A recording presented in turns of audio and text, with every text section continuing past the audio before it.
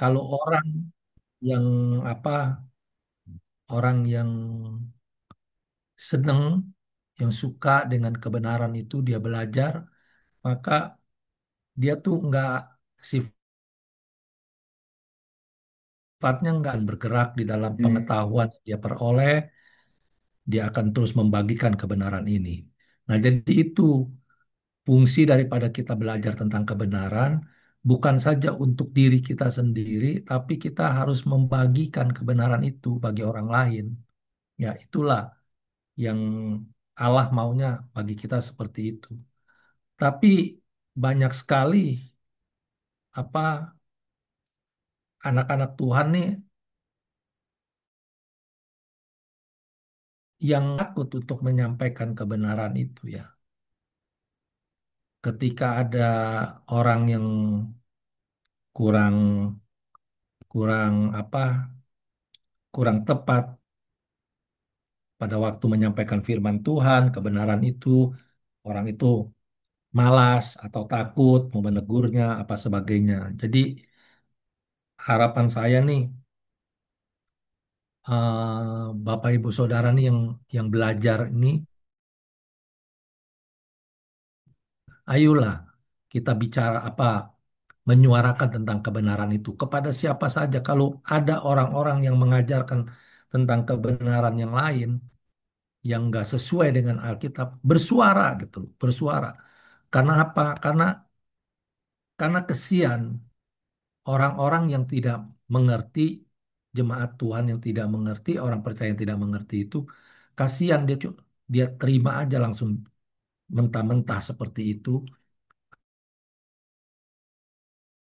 akhirnya menjadi simpang siur dia.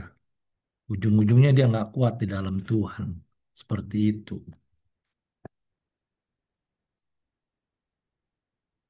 Oke,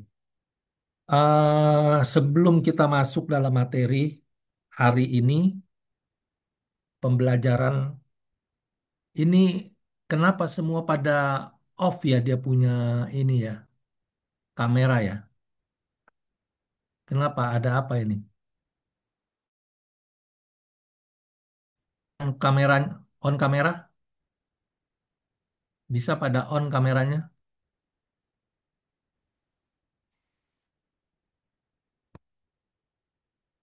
Ini sinyalnya agak putus.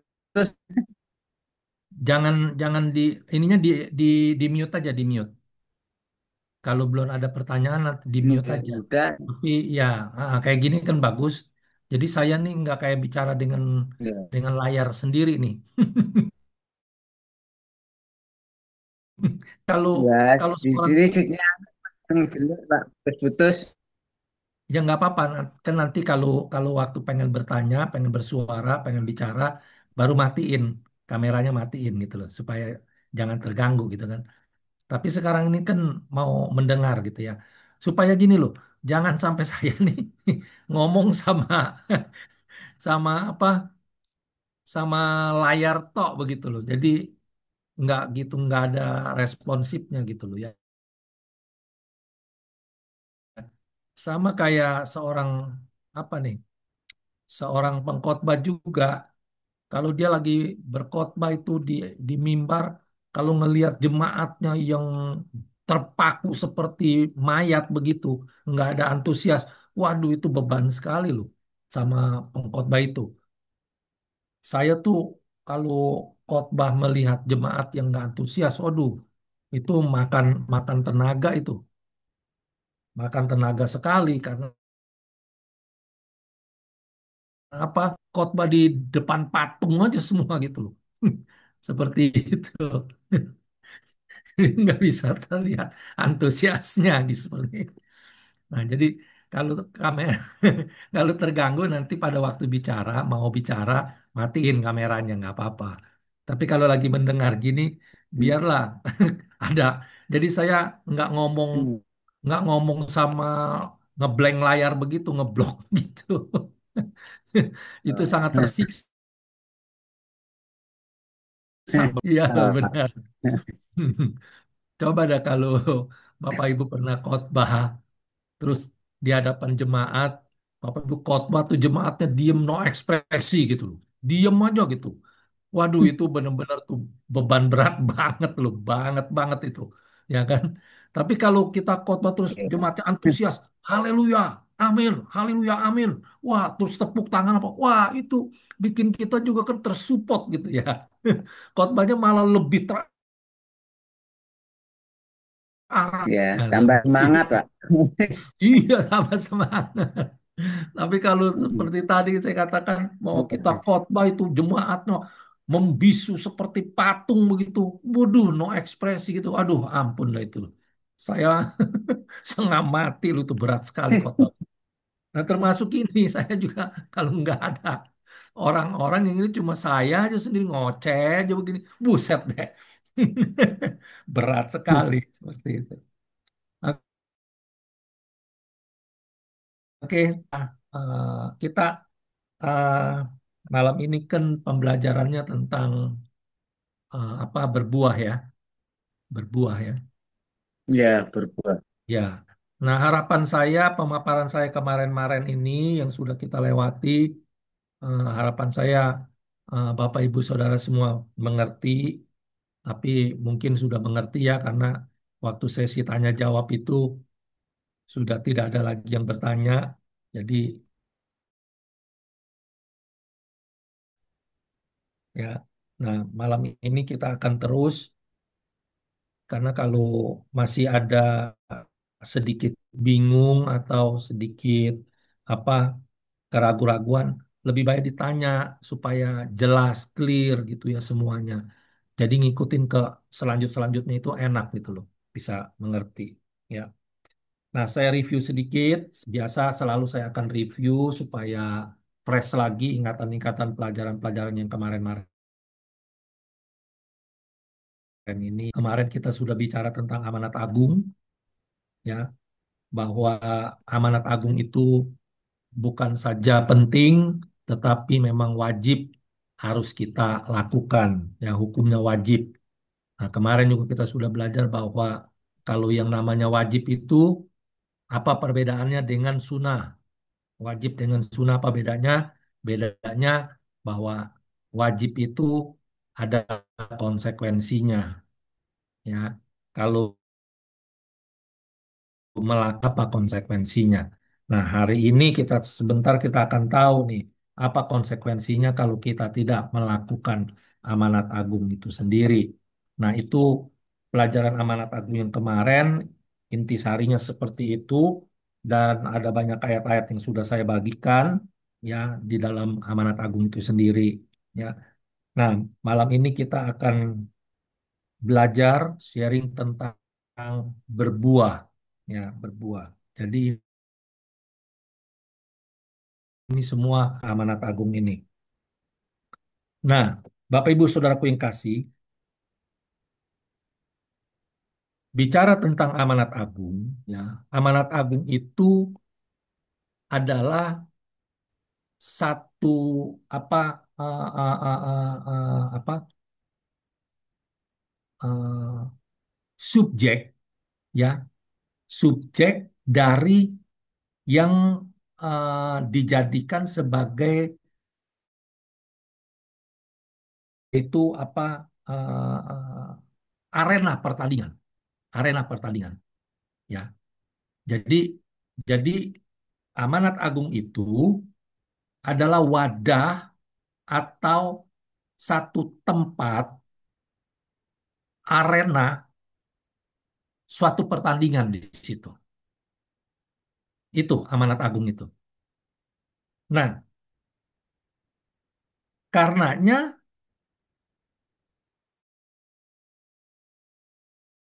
apa? Karena di dalam arena itu yang dikatakan amanat agung ini arena suatu suatu arena pertandingan penting untuk bisa apa kita mengetahui apakah kita nanti pada waktu masuk dalam pertandingan di arena itu, apakah kita akan keluar sebagai pemenang atau kita keluar sebagai pecundang, gitu loh. Ya. Nah, untuk itu coba kita baca yang ke-12. Coba kita baca Ibrani pasal 12.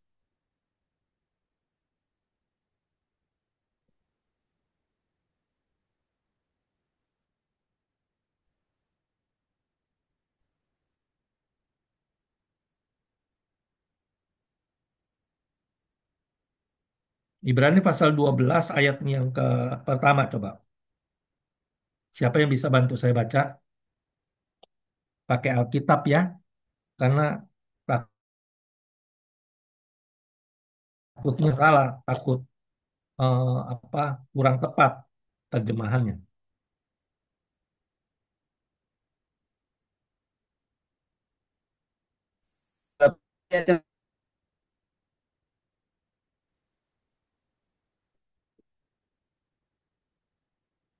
Halo? Ibrani 11 ayat yang berapa? Ibrani pasal 12 ayat pertama. Oh, ayat si bagaikan awan yang mengelilingi kita, marilah kita menanggalkan semua beban dan dosa yang begitu Dan dosa. merintangi kita dan ya dan berlomba dengan tekun dengan perlombaan yang diwajibkan bagi kita. Oke. Ya, siapa kalau tadi agak terputus-putus, siapa Pak Chandra bisa tolong bantu baca? Ada ada dibaca ulang tadi agak terputus-putus.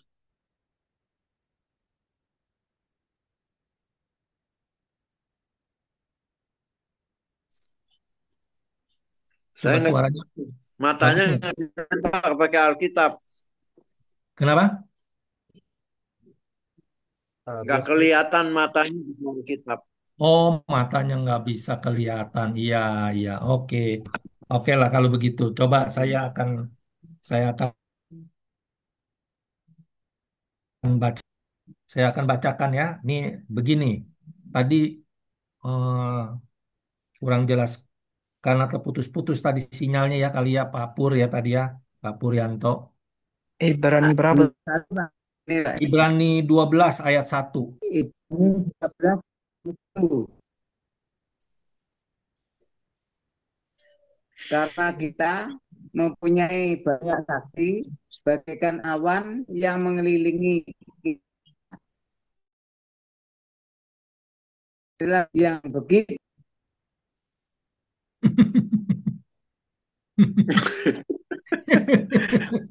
Sekalinya bukan ini hilang sekalinya.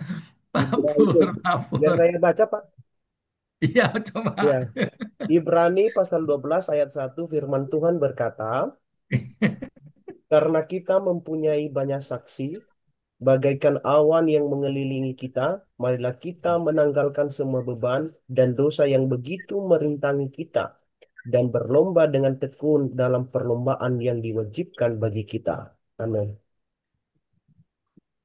Nah, jadi kitab kitab Ibrani ini Paulus mengatakan bahwa satu waktu satu waktu semua orang percaya, anak Tuhan nih orang Kristen ini, itu mau tidak mau, suka tidak suka, hukumnya wajib masuk ke dari wajibkan. Karena di dalam perlombaan itulah tolok ukurnya sebagai anak Tuhan tuh akan diuji di situ. Ya, akan diuji di situ. Ketika dia bertanding di situ, kemudian dia kalah, maka dia harus ulang, berlatih lagi dia, berlatih lagi dan berlatih lagi.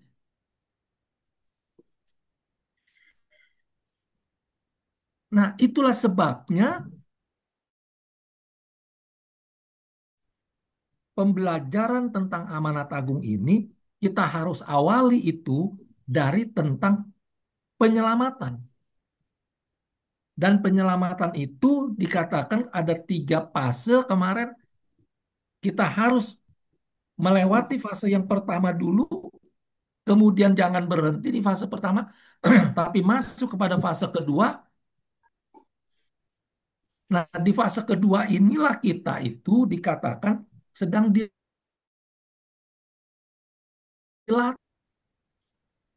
Nah, ngelatihnya latih apa? Ya latih, latih, latih kehidupan itu. Bahwa hidup kita ini kan targetnya kita harus kudus di hadapan Tuhan. Nah, makanya di dalam Ibrani pasalnya yang ke-12 ayatnya yang ke-1 dikatakan, karena kita mempunyai banyak saksi. Jadi kita nih pada waktu masuk di dalam pertandingan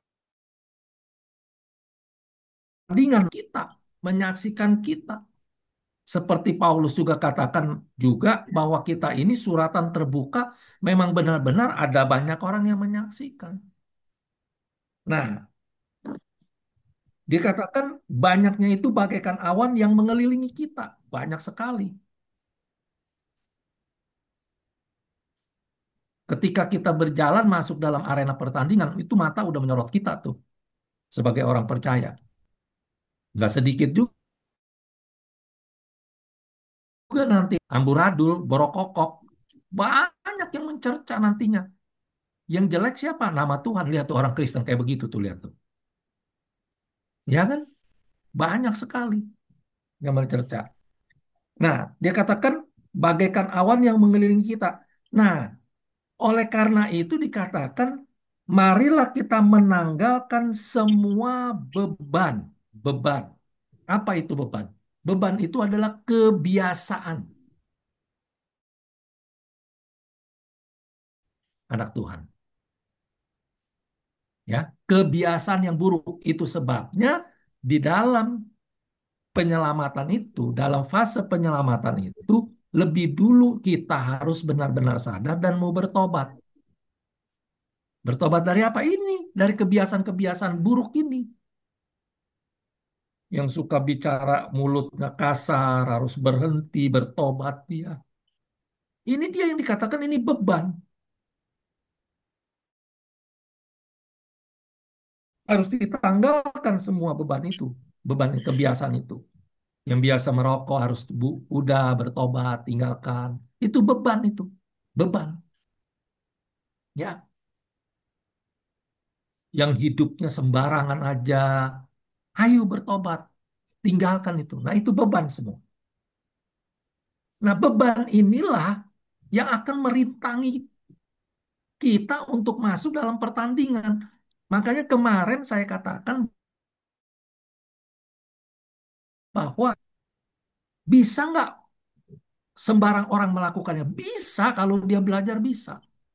Tapi masih ingat saya katakan apa bedanya orang yang melakukan amanat agung yang tidak dipersiapkan terlebih dahulu dengan orang yang sudah mempersiapkan diri. Bedanya apa? Bedanya ya kemarin saya katakan bahwa orang yang melakukan amanat agung itu yang asal-asalan, yang cuma sekedar senang aja tapi dia tidak mau mempersiapkan. Yang dia sampaikan itu cuma sekedar informasi. Masih ingat itu? Tapi kalau orang yang mempersiapkan diri, maka waktu dia menyampaikan kebenaran firman Tuhan itu, maka kebenaran, maka apa yang disampaikan itu bisa menjadi impartasi. Kenapa? Karena ada pengurapan Roh Kudus turun atas dia. Kisah Rasul pasal 1 tadi, ya, kemarin itu. Nah, terus dikatakan dan menanggalkan beban dan dosa membuat rintangan-rintangan dalam kita berlomba itu. Rintangan-rintangan. Dosa. Artinya kebiasaan-kebiasaan buruk itu beban yang sudah pernah dilakukan. Dosa ini adalah yang masa akan datang, yang di ke depannya berhenti kita berbuat dosa. Menjaga diri kita. Berhenti dari berbuat dosa.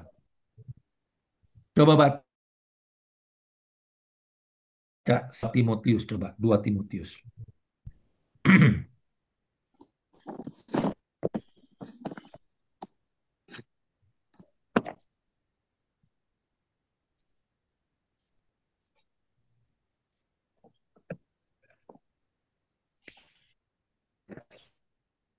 Berarti ini apa?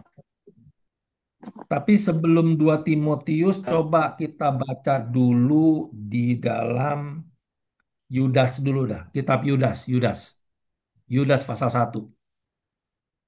Ayo, Gus, boleh bisa dibantu untuk bicara. Yudas pasal 1.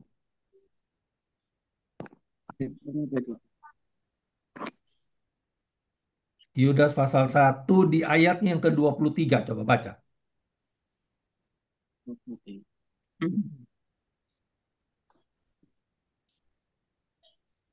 Selamatkanlah mereka dengan jalan merampas mereka dari api, tetapi tunjukkanlah belas Hmm. kasihan yang disertai ketakutan kepada orang mereka yang dicemarkan oleh keinginan dosa. Nah, kitab Yudas ini dia dia mengatakan bahwa apa? Rebut, rebut orang-orang itu dari api neraka, rebut. Jadi memang amanat agung ini yang seperti tadi saya katakan dia itu adalah lapangan atau arena yang Allah persiapkan untuk kita masuk di dalamnya. Apa yang sedang diperlombakan di situ? Yaitu kita sedang berlomba, kita sedang apa bertanding di situ dengan siapa? Dengan musuh kita, musuh Allah itu yang telah mengambil. Nah, apa yang kita memperebutkan apa di dalam pertandingan itu? Yang diperebutkan adalah jiwa-jiwa. Seperti dalam Yudas 1 katakan. Rebut mereka, selamatkan mereka dengan jalan merampas mereka dari api neraka. Sudah dirampas. Merampas. Ayat selanjutnya sambil kita berjaga-jaga. Ya. Jadi jadi amanat agung itu adalah yaitu wadah kita ini. Makanya dia nggak bisa dikatakan cuma ya boleh nggak wajib dilakukan, boleh lakukan, boleh nggak bisa. Karena Ibrani tadi katakan Ibrani pasal 2 kita biar bagaimana harus masuk dalam pertandingan yang diwajibkan. Wajib hukumnya, nggak bisa. Suka atau tidak suka harus ikut. Mau atau tidak mau harus mau sebagai anak Tuhan. Karena apa? Karena ada fase ketiga di dalam karya penyelamatan itu, yaitu di fase ketiga ini adalah fase tentang kita akan menerima reward.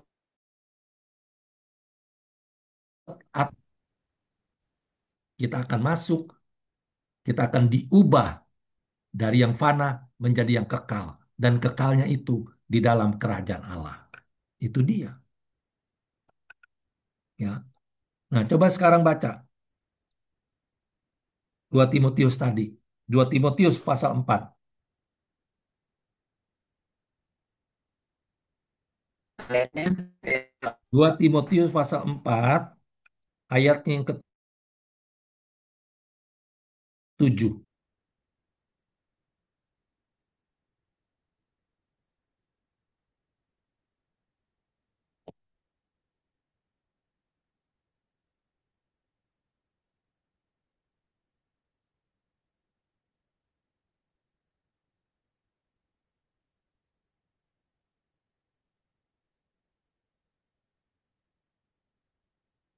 Nah, ini ada nih, sudah dikeluarkan nih.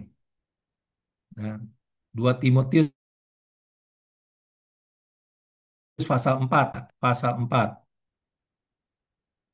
Ya, ya. Ayatnya yang ke-7. Nah, di sini dikatakan, ini Paulus berkata nih, ya. Mana di ayat yang ke-7? Nah, nah, ini ayat 7. Nah, di sini ada. Dia katakan gini, aku telah mengakhiri pertandingan yang baik. Aku telah mencapai melihara iman. Jadi, Bapak Ibu Saudara, Paulus sendiri mencontohkan bahwa dia sendiri masuk dalam pertandingan itu dan dia telah menyelesaikan, mengakhiri pertandingan itu dengan baik. Artinya dia menerima kemenangan. Makanya Paulus dia bisa menjungkir balikan itu apa Korintus, ya, Efesus. Itu dia rebut orang-orang itu dari api neraka, Paulus ini. Seperti itu.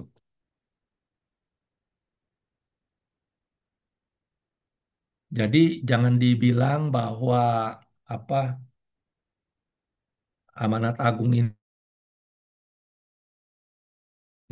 selalu, makanya saya tuh apa bilang kemarin ini bahwa gereja Tuhan ini udah sangat-sangat menyimpang, bergeser sekali dari esensi yang sebenarnya yang Tuhan mau, ya, gereja ini. Mereka selalu mau berada di dalam zona nyaman saja, ya, tidak mau keluar dari zona nyaman.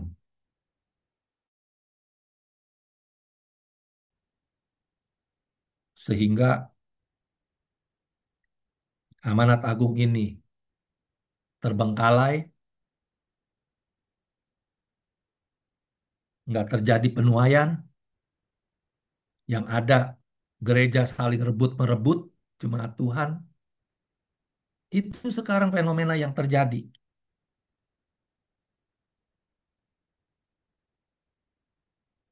Jadi sekarang gereja itu muatannya ya kita ini yang belajar dan yang mengerti, harapan saya ke depannya, biarlah kita masing-masing yang melakukan ini karena semua itu nanti ada upah yang akan tersedia. Oke, ya. Jadi ngerti ya bahwa amanat agung ini cuma penekanan saja yang saya kasih, yang saya bagikan bahwa amanat agung ini adalah atau satu wadah di mana kita bisa bergerak di sana untuk masuk dalam perlombaan, pertandingan yang Tuhan wajibkan bagi kita semua sebagai orang percaya untuk bisa mengetahui bahwa apakah kita ini layak nanti untuk bisa menerima yaitu piala membawa kita masuk di dalam kerajaan Allah yang kekal. Satu. Oke, sekarang kita akan masuk ya di dalam topik utamanya tentang berbuah.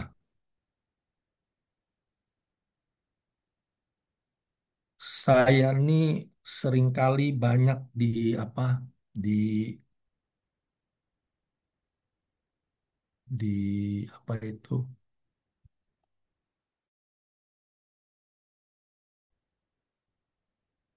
suka di blog ya sama teman-teman sendiri karena niat saya tuh ya saya tuh nggak tahan ya kalau ngelihat ada orang tuh yang menyampaikan firman Tuhannya menyimpang gitu ya saya nggak tahan.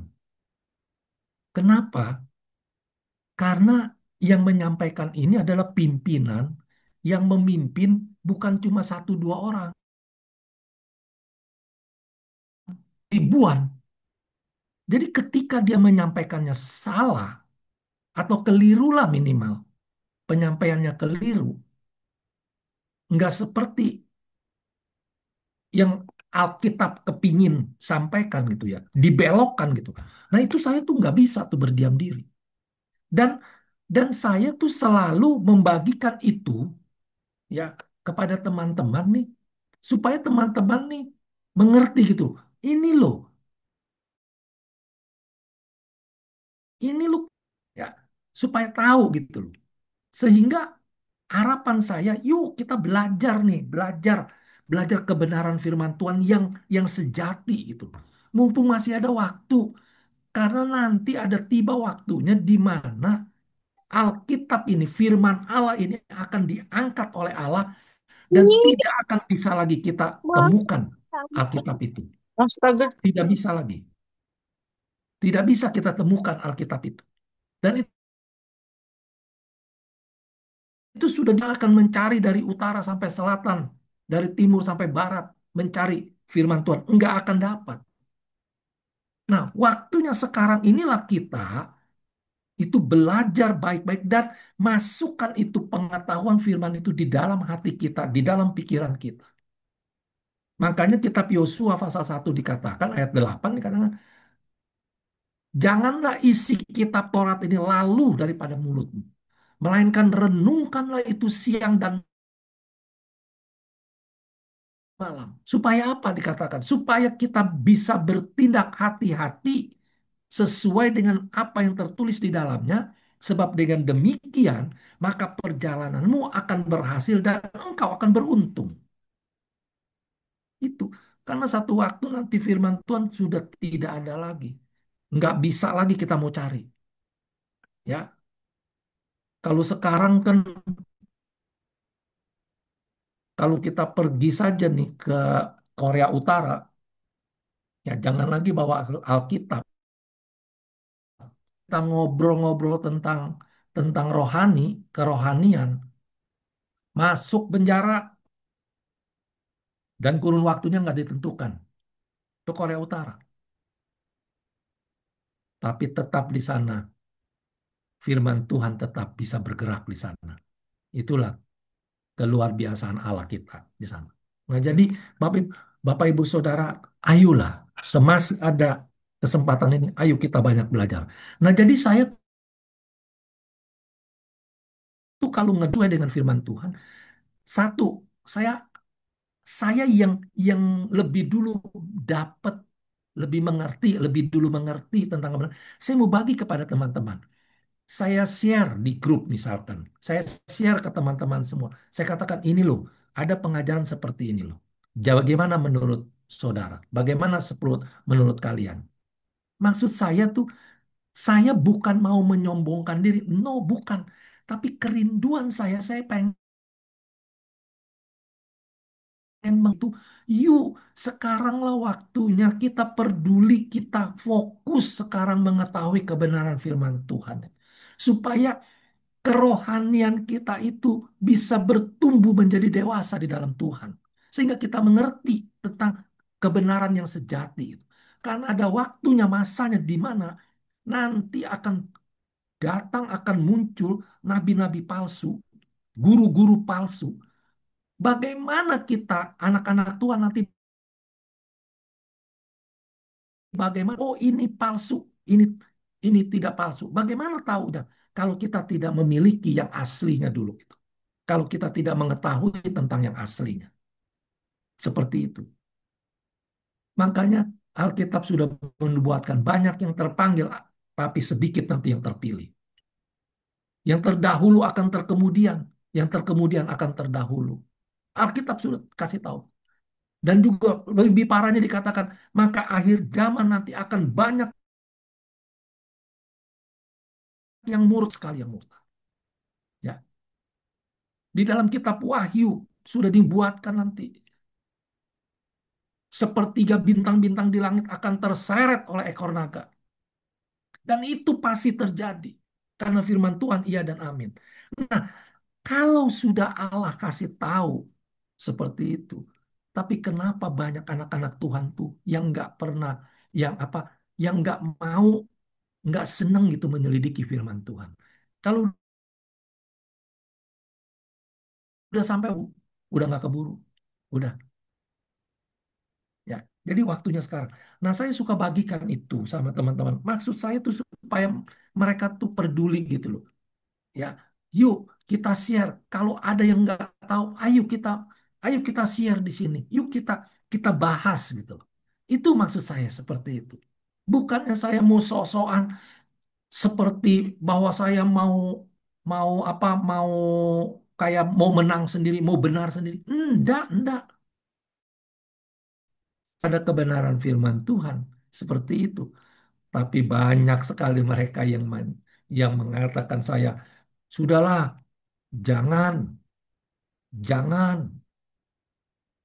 jangan menghakimi. Ah, seperti itu.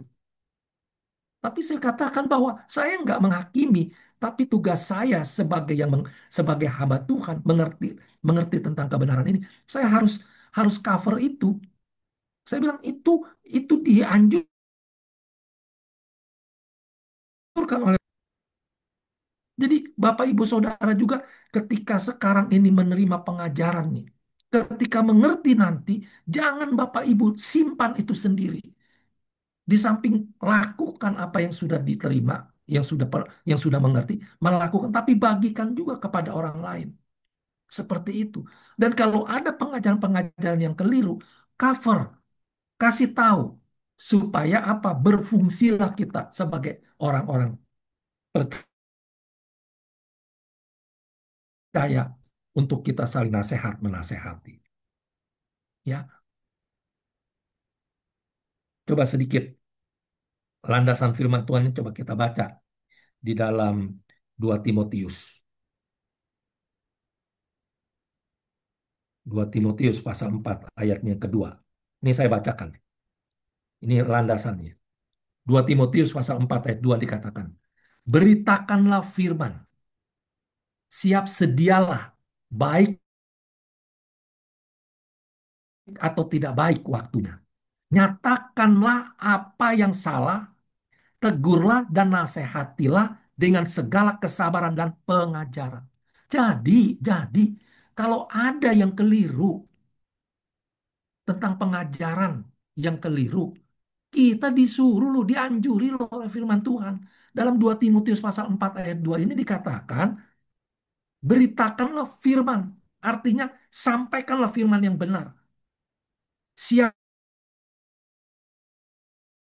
sedia itu mau diterima atau tidak diterima. Beritakan yang benar itu.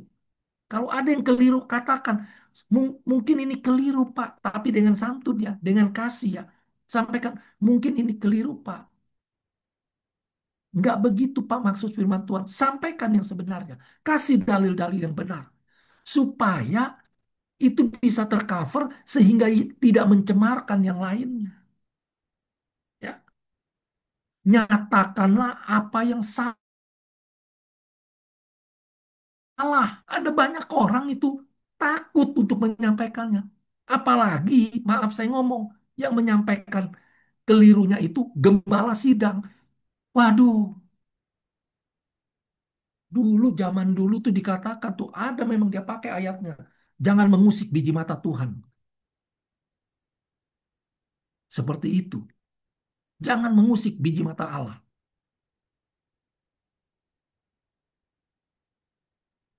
Ya, ya kalau memang memang yang di apa diangkat oleh Allah, menerima jawatan dari Allah. Tapi kan belum tentu kan seperti itu. Ya kan? Belum tentu seperti itu.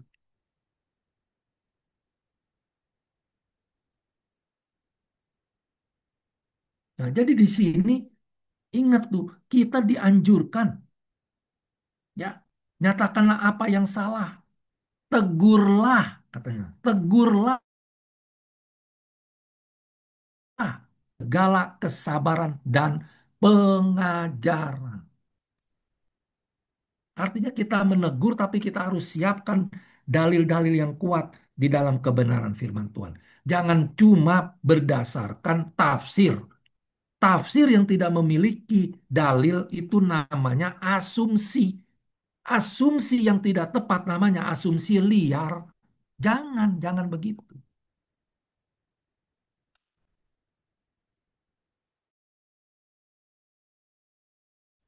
Jadi orang yang seperti ini, yang nggak berani menegur itu, maka saya dapat pastikan, pastilah orang itu juga nggak akan pernah mau melakukan amanat agung. Karena amanat agung ini jauh lebih keras, jauh lebih mengandung risiko. Kenapa? Karena melakukan amanat agung itu kepada orang yang belum menerima Yesus, orang yang belum mengenal Tuhan, orang yang belum bertobat, sangat radikal. Tapi kalau kepada sesama saja orang itu nggak berani menegur, orang itu nggak berani menasihati, orang itu nggak berani menyatakan yang benar, menegur yang salah. Makanya saya bilang, saya berani jamin orang itu nggak akan pernah mau melakukan amanat agung.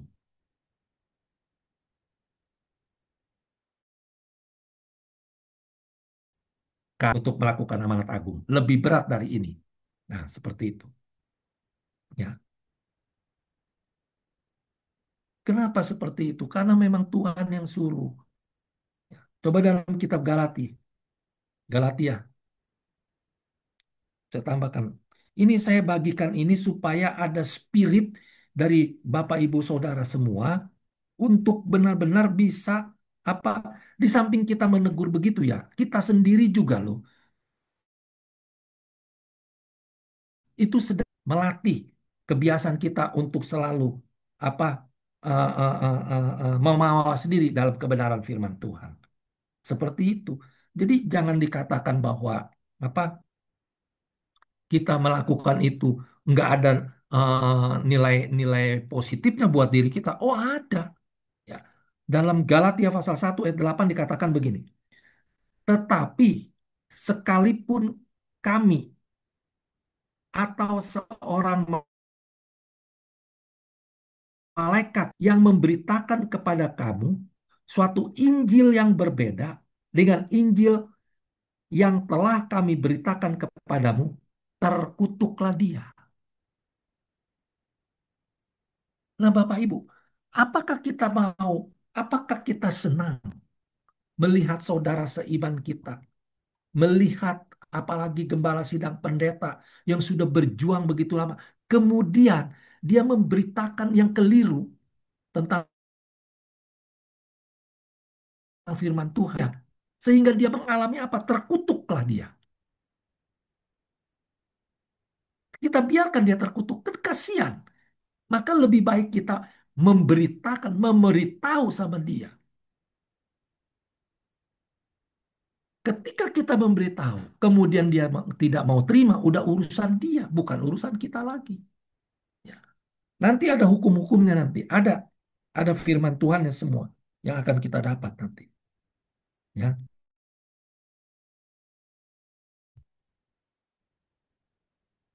coba kita buka lagi.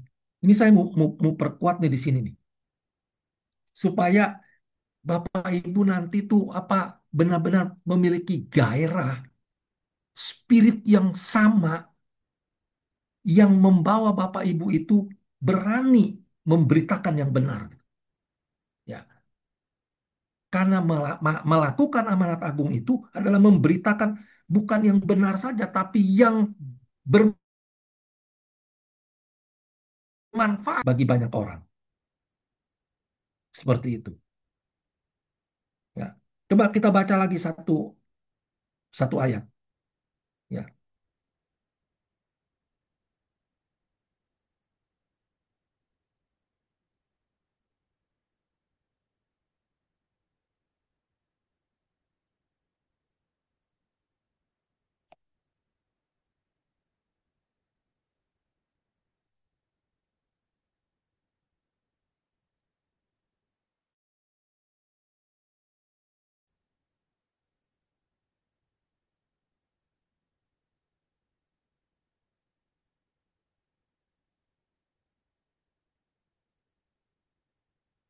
sebentar ya. Dalam Yudas lagi kita kembali kepada Yudas pasal 1 tadi ayatnya ketiga. Kitab Yudas Pasal 1 ayat yang ketiga.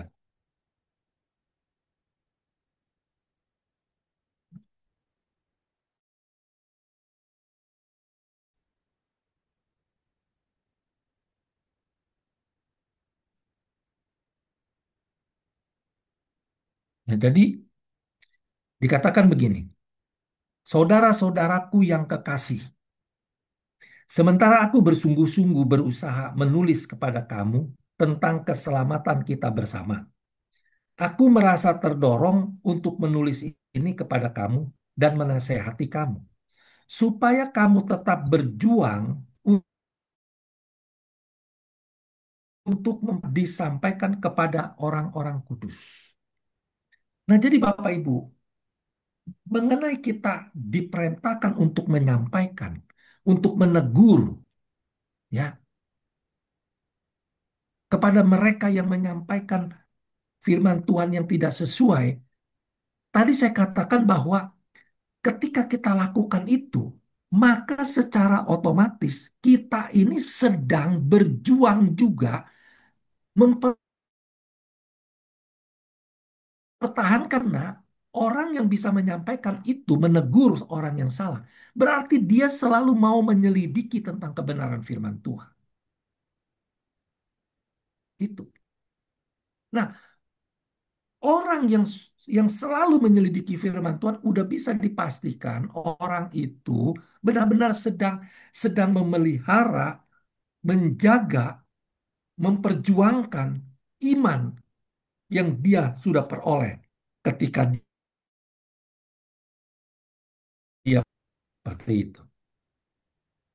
Ya, jadi jangan pikir bahwa apa kita sampaikan ini, kita menegur orang, kita menasehati orang. Jangan berkata bahwa oh kita tidak dapat apa-apa. Tidak, ada ada rewardnya bagi kita semua. Ya, iman kita paling tidak iman kita terbangun, iman kita terdorong seperti itu. Ya, jadi sekalian perlombaan yang diwajibkan itu, itulah muatannya. Ya, bahwa kita ini harus menyampaikan kebenaran firman Tuhan. Nah, itulah pertandingan yang sebenar. Menyampaikan kebenaran firman Tuhan. Kepada siapa? Kepada mereka yang belum mendengar kebenaran firman Tuhan. Yudas mengatakan, rebut mereka. Ya, ketika direbut, maka kita memperoleh kemenangan. Oke. Amin. Ada yang mau bertanya kira-kira? Sebelum kita masuk kepada tentang berbuah. Jadi saya sudah landasi nih ya, landasi nih tentang amanat agung nih begitu rupa. Ini ini saya kasih nih garis-garis besar. Sebenarnya kalau ini kan saya sudah katakan bahwa ini di STT ya materi ini saya bagikan. Cuma memang nggak selengkap di STT saya mengajar ya. Bahkan ini di dalam apa berbuah. Kalau di STT saya ngajarnya di S1 itu hanya sebatas amanat agung, tapi kalau sudah di S2 maka baru masuk kepada berbuah ini. Karena berbuah ini lebih berat, dia harus memiliki dasar yang kuat. Makanya kepada CBC ini saya bagikan ini dengan garis besarnya, tapi tidak kehilangan esensinya gitu loh. Ya, makanya saya berharap nih Bapak Ibu Saudara nih ayo nangkep dengan sungguh-sungguh gitu. Atau kalau ada Bapak Ibu sekalian yang kepingin juga belajar ya di STT untuk untuk mengambil gelar S1-nya atau S2-nya, bisa Bapak Ibu bergabung dengan STT Andatu yang saya ada di dalamnya. Ya, bisa bergabung. Nanti bisa kita bicarakan ya mengenai dia punya apa pembayaran-pembayaran dan sebagainya. Ya, seperti itu. Kalau ada yang berminat, ya silakan hubungi.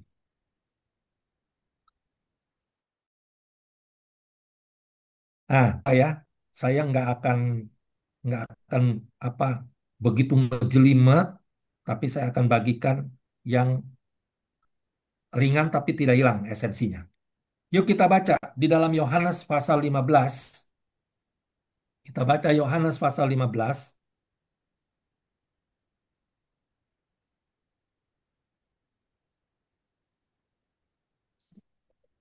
Ada yang bisa bantu saya baca? Ayat Yohanes berapa, Pak? pasal Satu dan dua. ya. Akulah pokok anggur yang benar dan Bapakulah pengusahanya. Setiap ranting padaku yang tidak berbuah dipotongnya, setiap ranting yang berbuah dibersihkannya, supaya ia lebih banyak berbuah. Ya. Oke. Nah, dalam Injil Yohanes 15 ayat 1, lebih satu di sini dikatakan, akulah pokok anggur yang benar dan Bapakulah pengusahanya. Nah, kalau zaman dulu ya, itu memberikan pemahaman bahwa seorang hamba Tuhan, apalagi seorang gembala sidang, haram hukumnya kalau dia juga bekerja di sekuler. Nggak boleh. Jadi, seorang gembala sidang, seorang hamba Tuhan gembala sidang itu wajib hukumnya full timer. Nggak boleh dia menjamah-jamah yang sekuler. Nggak boleh. Ya. Nah, menurut Bapak Ibu, yang seperti begini benar atau tidak? Coba, menurut pemahaman Bapak Ibu, benar atau tidak? Bahwa seorang itu tidak boleh kerja sekuler.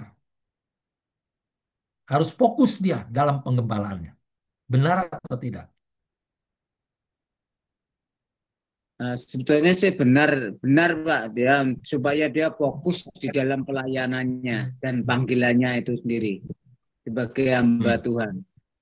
Oke. Jadi memang hukumnya apa haram hukumnya kalau dia bekerja di sekuler gitu ya. Enggak, tapi supaya dia benar-benar fokus di dalam panggilan dan di dalam pelayanannya yang dipercayakan itu gitu. Dan Ya kalau pertanyaan kita ya pertanyaan saya mengimani dalam pelayanan itu sendiri, ya Tuhan pasti yang memilih, Tuhan yang bertanggung jawab untuk mencukupkan segalanya. ya pertanyaan saya adalah boleh atau tidak seorang hamba Tuhan atau gembala sidang boleh atau tidak juga. Itu pertanyaan saya. Boleh atau tidak? Uh, Kalau menurut saya boleh-boleh aja, Pak. Boleh-boleh aja. Oke, yang lainnya gimana? Coba ayo.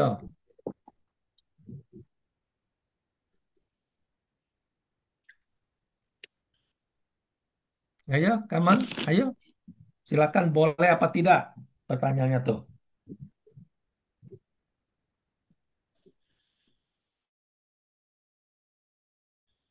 Tidak boleh. Oke, tidak Ah, boleh. Draw nih, satu-satu nih. Yang satu bilang boleh, yang satu bilang tidak boleh. kalau menurut Pak Pu saya bilang tuh Pak, boleh, Pak Chandra dibilang tidak boleh. Ayo. mohon maaf izin menjawab Pak. Hah? Mohon maaf izin menjawab Pak. Ya, ya, ya, silakan. Kalau kita mau lihat di Perjanjian Lama, memang gembala itu bisa kita posisikan statusnya sebagai seorang imam. Kalau kita berkaca di Perjanjian Lama, maka seorang gembala itu tidak boleh bekerja, harus berfokus. Fokus. Nah, di perjanjian Hmm. baru eh, ini ada dibagi dua lagi pandangannya. Kalau misalnya mau berfokus untuk mengembalakan tanpa kerja sampingan, eh, pendetanya harus benar-benar menimbang apakah pelayanan yang sedang diemban itu bisa menghidupinya enggak. Jangan sampai nanti pelayanannya itu menjadi batu sandungan bagi keluarganya sendiri. Jangan sampai karena eh, berapi-api semangat pelayanannya, tapi kebutuhan anak-anaknya itu tidak tercukupi. Jadi ada banyak teman-teman saya anak gembala itu, mereka pengen ini, tapi orang tuanya suruh berdoa. Nah, anak-anak atau anak pendeta itu tidak seimannya itu tidak seperti orang tuanya yang pendeta. Nah, sebagai orang tua menurut saya dia harus memenuhi tanggung jawabnya untuk menghidupi keluarganya. Jadi bagi saya untuk pertimbangan hal demikian, seorang gembala sebaiknya bekerja supaya dia tidak menggantungkan hidupnya uh, terhadap jemaat-jemaat yang dilayaninya. Nanti juga ini akan berimbas terhadap pemikiran gembala itu sendiri kalau jemaatnya itu tidak memberi sesuai dengan apa yang dia inginkan. Akhirnya nanti makanya kacau-kacau balau pemberitaannya menurut saya, Pak.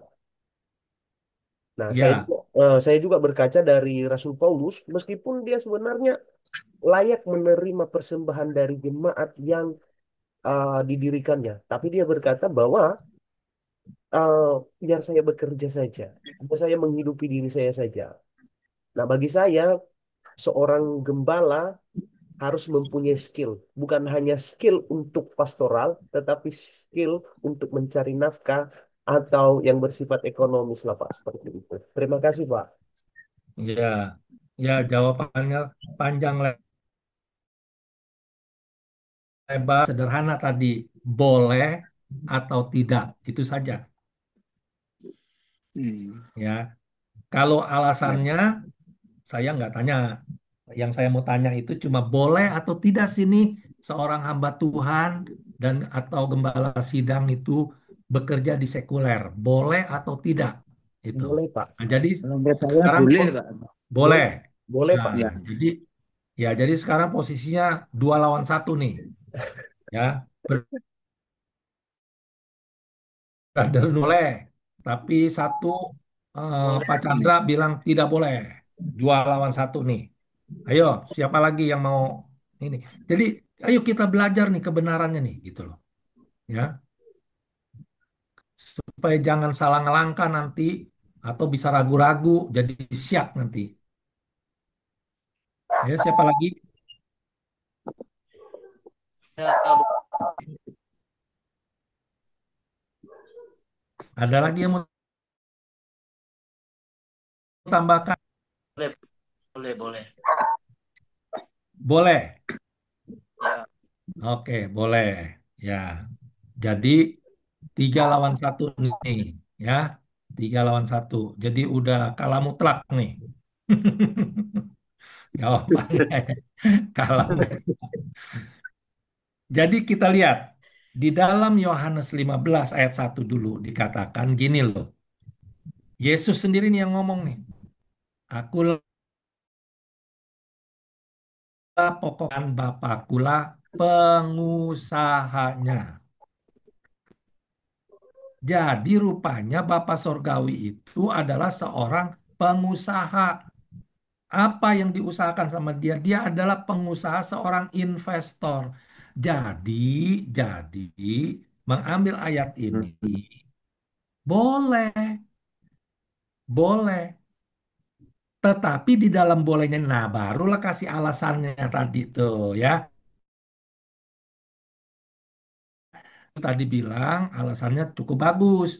Kalau memang mereka itu dalam pelayanannya tidak mencukupi untuk kebutuhan keluarganya, dia boleh bekerja. Kalau dia ada lahan di rumah, dia boleh bertani. Boleh. Kalau dia nggak ada lahan di rumah, dia boleh bekerja sama yang punya lahan untuk bertani. Dapat upah untuk memberikan kecukupan buat keluarganya. jangan, nggak boleh bekerja sekuler, ujung-ujungnya jadi pengemis, mengemis sama jemaat. Itu kan lebih parah kan daripada bekerja. Gitu loh. Banyak kan yang terjadi begitu kan. Kalau kita soroti daripada apa gembala yang besar yang punya gereja jemaatnya udah ribuan, ya udah dia mah memang nggak perlu kerja sekuler lagi dia mah udah. Apalagi dalam satu organisasi yang yang besar yang kita tanya itu digaji. Selain digaji, khotbahnya pun juga dapat PK. Nah itu udah kelebih-lebihan kalau dia buat makan. Tapi sayangnya cuma bukan buat makan yang dicari, tapi buat mewah kemewahan yang dicari. Tapi intinya boleh, karena di sini dikatakan, akulah pokok anggur yang benar dan Bapakku pengusahanya. Nah, jadi kita lihat sekarang,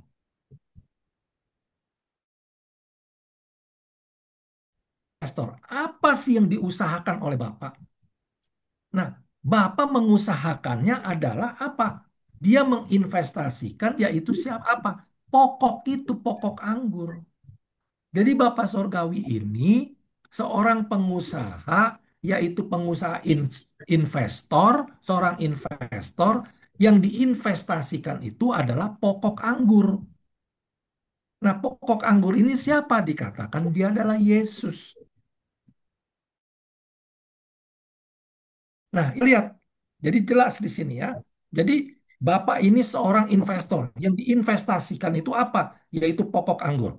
Nah, sekarang kita lihat. Setiap ranting padaku yang tidak berbuah dipotongnya, dan setiap ranting yang berbuah dibersihkannya supaya ia lebih banyak berbuah. Nah, lihat di sini. Di dalam satu pokok, ya, di dalam satu pokok ada dua jenis ranting dalam satu pokok yang sama. Satu ranting itu dikatakan yang berbuah dan satu ranting yang tidak berbuah.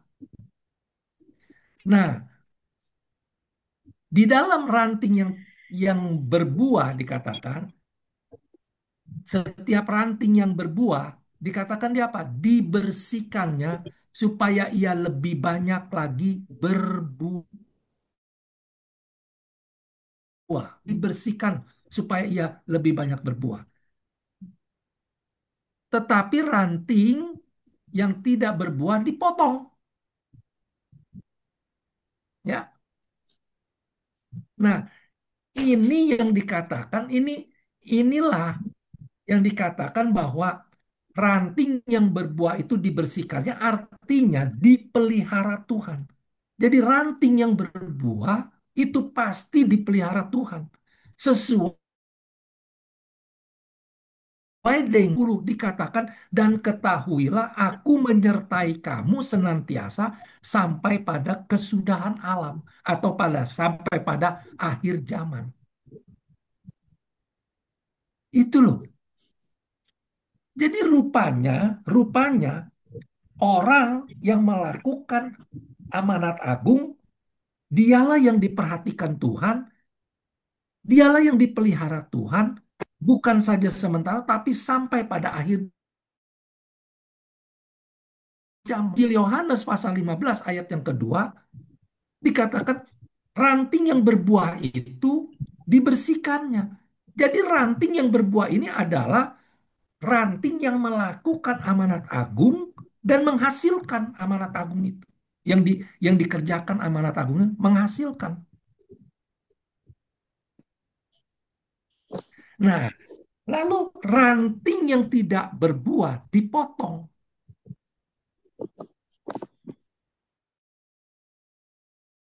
Berarti ranting yang tidak melakukan amanat agung. Dia akan dipotong. Nah, sekarang kalau dia dipotong, apa jadinya? Coba baca ayatnya yang ke-6-nya. Kita baca ayat 6-nya. Coba baca ayat 6-nya. Barang siapa tidak tinggal di dalam aku, ia dibuang keluar seperti ranting dan menjadi kering, kemudian dikumpulkan orang dan dicampakkan ke dalam. Nah, jadi rupanya ranting yang tidak berbuah itu dipotong katanya kan. Begitu kan di sini kan dalam ayat yang kedua kan Yohanes 15 dikatakan dipotong. Nah, setelah dipotong, jadi apa dia? Di sini dalam ayat 6 dikatakan setelah dipotong dia akan menjadi kering ranting itu. Kemudian dikumpulkan orang lalu dicampakkan ke dalam api dibakar.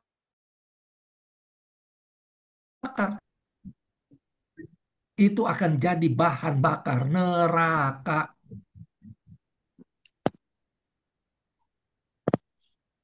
Kemarin kita belajar tentang konsekuensi melakukan amanat agung kemarin ya. Nah, ini konsekuensinya sekarang. Kita bisa lihat. Jadi sekali lagi saya mau katakan bahwa ranting yang berbuah itu dibersihkan, dipelihara sama seperti orang yang melakukan amanat agung. Karena di dalam Matius 28 dikatakan ayat 19-20 dikatakan, pergilah kamu jadikan semua bangsa murid dan baptis mereka dalam nama Bapa, Anak dan Roh Kudus dan ajar mereka. Dan ketahuilah dikatakan, aku menyertai kamu senantiasa sampai pada akhir zaman. Itu sama juga dikatakan Allah terus memelihara dia. Dibersihkan di dalam, dipelihara Tuhan, dirawat Tuhan, dijagai Tuhan. Dalam segala hal, dalam segala aspek, dijaga Tuhan. Jadi orang yang melakukan amanat agung itu adalah orang yang benar-benar diperhatikan Tuhan. Serius, orang yang melakukan amanat agung itu adalah orang yang benar-benar diperhatikan Tuhan. Oke, nangkap sampai di sini nangkap.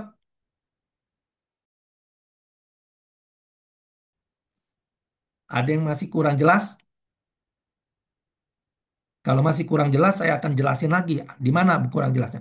Karena sebentar kita akan tinggalkan ini, kita beranjak ke lanjut terus. Kalau kalau di sini nggak jelas, nanti bikin pusing lagi kepala. Kalau kita lanjut nih, ya. Hmm. Oke, kalau sudah jelas kita lanjut ya. Nah, jadi di dalam satu pokok tuh ada dua, ya, ada dua. Tadi saya katakan bahwa Allah itu seorang pengusaha dan pengusahanya adalah investor dia, investasi. Yang diinvestasikan adalah pokok anggur. Alam alam menginvestasikan pokok anggur. Kemudian pokok anggur itu ada cabang-cabangnya yaitu saudara dan saya. Jadi dia berikan nih. Ayo, siapa yang mau siapa yang menerima maka dia termasuk ranting dicangkokkan kepada pokok anggur ini. Itu investasi Bapak. Nah, jadi ketika kita melihat di dalam cerita ini, dalam satu pokok anggur itu ada banyak ranting dan ada dua jenis ranting. Ranting yang satu berbuahnya, siapa yang salah dong kalau begitu? Coba, menurut Bapak Ibu Saudara, yang salah siapa nih? Nih, ranting ini. Ada dua ranting, yang satu berbuah, yang satu enggak. Tapi dalam pokok yang sama loh. Buah pohon pokok yang sama. Nah, menurut Bapak Ibu yang salah siapa nih? Sebenarnya nih. Rantingnya apa pokoknya nih yang salah? Coba. Ranting, Hah? ranting. Yakin ranting yang salah? Oke, nggak apa-apa, nggak apa-apa. Ranting yang salah, nggak apa-apa. Terus yang lainnya, ayo, siapa yang salah nih kalau begitu nih? Udah semua pasti ngejawabnya ranting. Kenapa? Karena nggak mungkin pokok itu kan Yesus kan. Masa Yesus bisa salah? Udah pasti itu, ya kan? Sebenarnya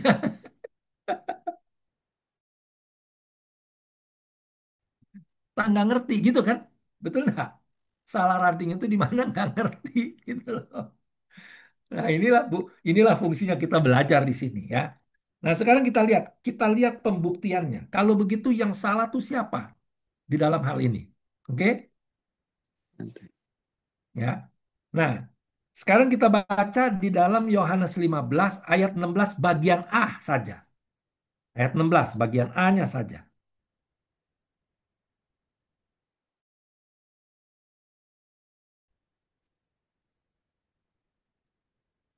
Bukan Bagian kamu A yang saja. memilih aku, Ya, tetapi tetapi akulah yang memilih kamu. nah, jadi di dalam Yohanes 15 ayat 16 di sini dijelaskan, dikatakan bukan kamu yang memilih aku, tetapi akulah yang memilih kamu. Nah, ini Bapak nih, Alan yang ngomong nih, aku yang memilih kamu. Jadi, Bapak ini kan seorang investor. Yang diinvestasikan itu adalah pokok anggur.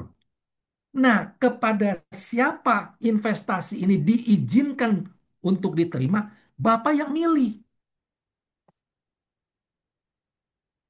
Ya, Bapak yang pilih. Nah, coba bayangkan, kalau saudara dan saya dipilih menjadi ranting kepada pokok itu, pertanyaannya, bisakah Bapak memilihnya salah? Allah lo yang milih lo. Tentu saja tidak dong.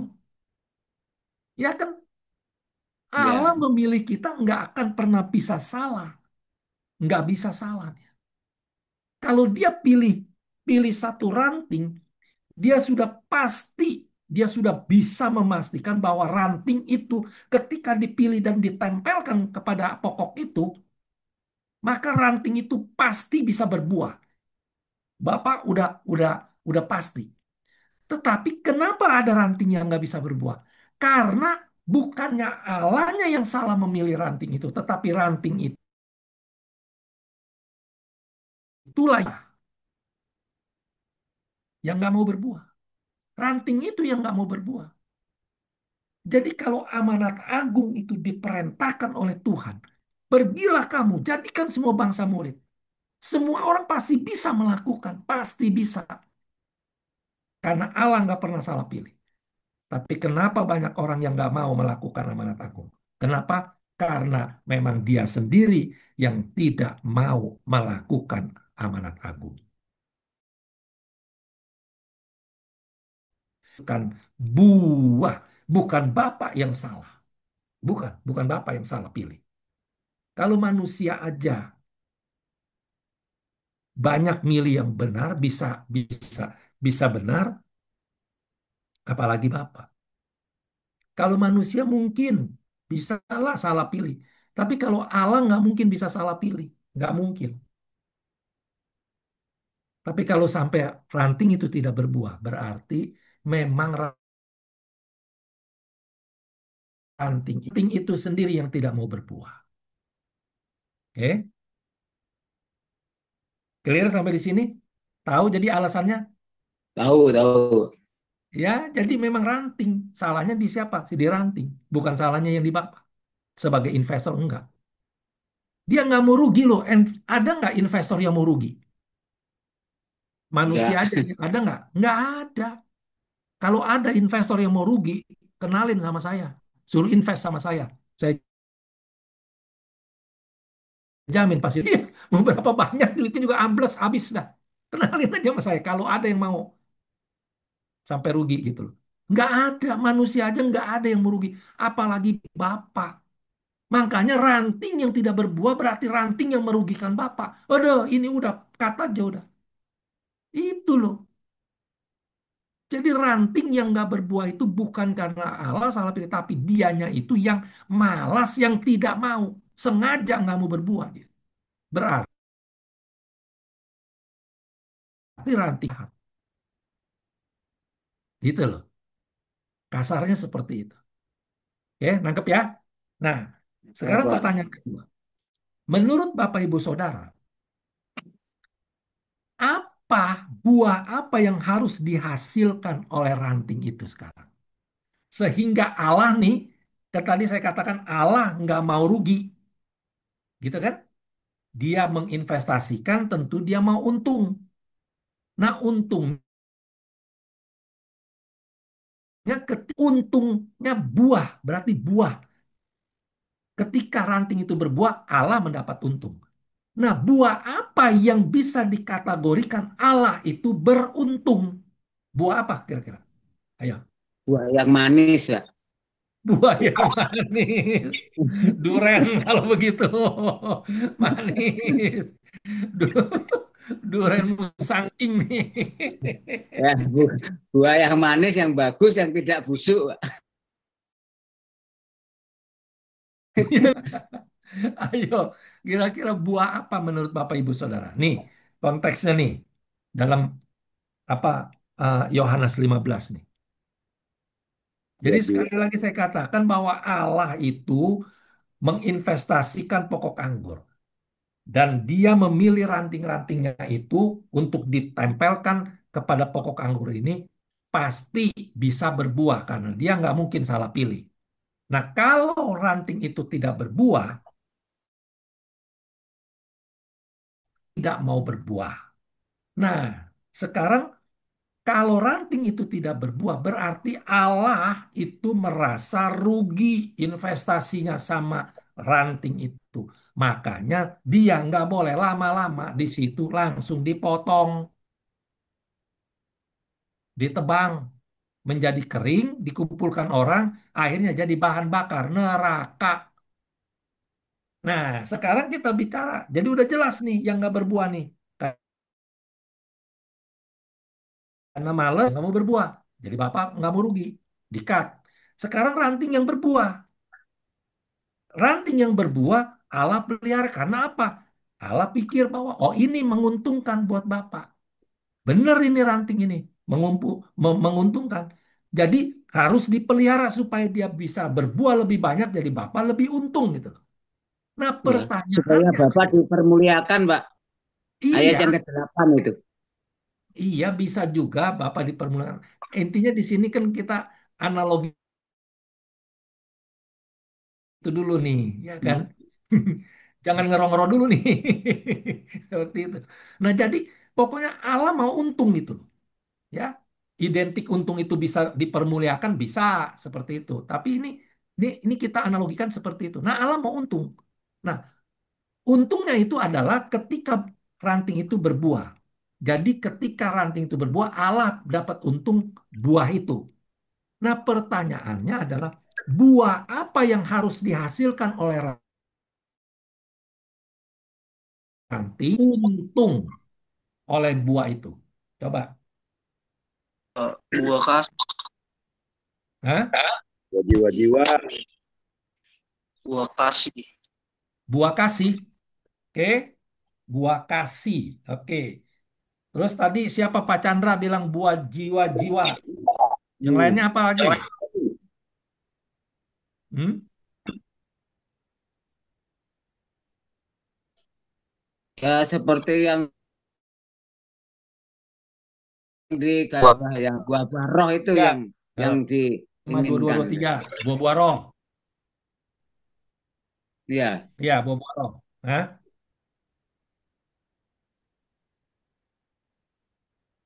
Jadi, buah kasih. Sekarang kita bahas dulu buah kasih.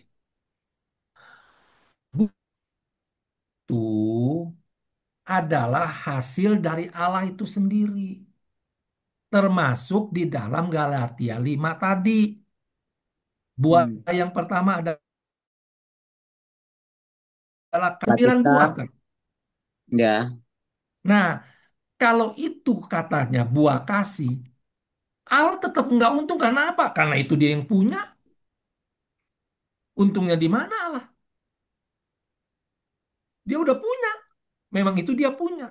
Manusia tuh nggak ada kasih. Ya kan? Ketika dia itu bertobat dan terima Yesus sebagai Tuhan dan Juru Selamat, barulah dia menerima kasih itu, barulah orang manusia itu bisa ada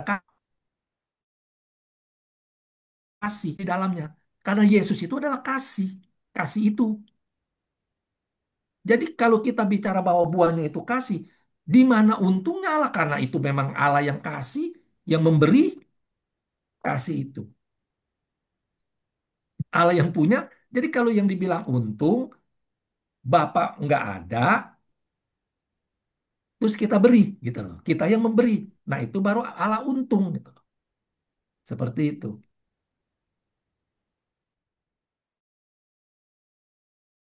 Buah-buah roh juga sama. Di dalam Galatia 5 ayat 22 itu dikatakan, adapun buah-buah roh. Nah, di situ coba lihat, adapun buah-buah roh. Rohnya di situ dipakai huruf besar apa huruf kecil rohnya di situ? Kalimat roh itu. Pakai huruf besar. Berarti roh di sini tuh huruf besar. Tetapi buah-buah roh, rohnya roh besar. Berarti ini roh Allah, roh kudus. Jadi yang menghasilkan yang menghasilkan kesabaran, kemurahan, kebaikan, kesetiaan dan bla bla yang lainnya itu yang berbuah itu adalah roh, roh kudus, bukan manusia. Kalau roh kudus nggak ada di dalam diri manusia, nggak bisa dia menghasilkan ini. Nggak bisa. Nah jadi kalau ini yang dikatakan buahnya, bukan karena ini buah roh, roh, roh kudus. Bapak juga yang punya. Dia belum merasa untung. Masa jeruk, nangkep? Ada nggak yang mau tambahin lagi?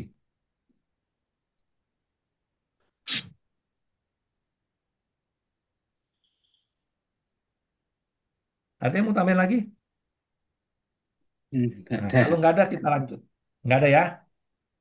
nggak ada. Paham ya? Jadi buah itu yang Allah inginkan itu bukan menghasilkan kasih, bukan ya, karena kasih itu termasuk di dalam 9 buah-buah roh dan sedangkan itu roh Allah, roh kudus yang bisa menghasilkan itu, yang bisa ya. Nah, sekarang kita Yang ini melihat Pak, saya tanya Pak, yang ayat 16 itu tadi Pak, yang kalau kita baca selanjutnya itu ya, dan aku telah menetapkan kamu supaya kamu pergi dan menghasilkan buah. Ini pengertiannya bagaimana nih Pak? nah ini kita masuk sekarang. Kan tadi baru bagian A. Kita bacakan. Oh, oh Nah, ya. kalau ngajar tuh begitu. Jadi apa kontekstual. Jadi part demi part. Kalau dia nggak nyambung, maka kita akan jelaskan, dijelaskannya part demi part. Begitu kalau belajar kita. Memang harus begitu belajar panjang lebar tinggi dan dalam supaya kita mengerti gitu kan. Ya. Heeh. Iya, Jadi iya, ini iya. sedikit juga nih ada pengajaran tentang hermeneutik gitu loh. Ilmu tafsir. Ada lagi, saya sendiri juga kan ngajar tentang hermeneutik juga. Ada lagi. Nah, kita lanjut sekarang. Di dalam ayat 16 untuk membongkar buah apa ini? Kita baca. Tadi dikatakan ayat 16 dalam Yohanes 15, bukan kamu yang memilih aku, tetapi akulah yang memilih kamu. Dan dikatakan nih, selanjutnya, dan aku telah menetapkan kamu. Jadi setelah Allah memilih ranting itu dan Allah tetapkan nih ya ketika dipilih nih ya kamu begini. Nih ditetapkan nih. Apa ditetapkan? Dan menetapkan kamu apa yang ditetapkannya? Supaya kamu pergi lagi-lagi melakukan amanat agung. Pergilah kamu supaya kamu pergi dan apa? Pergi sampai apa? Sampai dan menghasilkan buah. Tuh, jadi melakukan amanat agung disuruh kita pergi upaya kita sampai kita menghasilkan buah. Dan buahnya apa dikatakan? Dan buahmu itu adalah tetap. Nah, jadi Allah suruh kita pergi. Pergi artinya kita sama dengan kita melakukan amanat agung. Pergilah kamu jadikan semua bangsamu. Nah, jadi suruh pergi. Untuk apa? Melakukan amanat agung. Amanat agung. Apa ininya? Apa menghasilkan buah? Nah, buah apa yang harus dihasilkan? Dikatakan buahmu itu yang dihasilkan tetap. Nah, pertanyaannya sekarang, apa yang tetap menurut saudara? Yang tetap itu apa? Menurut saya Tetap atau kekal? Tetap iya, atau kekal? Apa?